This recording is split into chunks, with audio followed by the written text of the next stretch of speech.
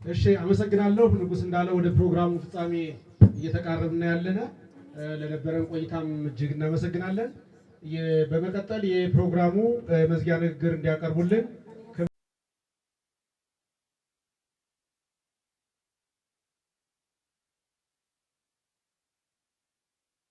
ቤቴ ቁጭ ብዬ ምንም የማደርገው ነገር ጠፍቶብኝ ምን ማድረግ እንዳለብኝ ግራ ገብቶኝ ባለ ሰዓት ነው የደረሰልኝና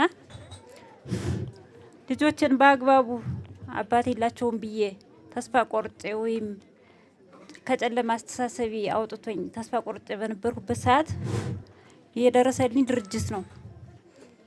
አሁንም የወጣሁት አመስግኜ ማለፍ ስላለብኝና ዝም ማለት ስለሌለብኝ ነው።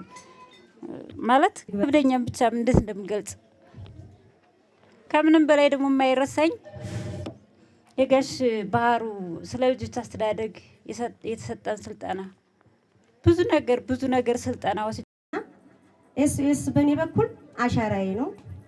አሻራ አስቀምጦልኛል።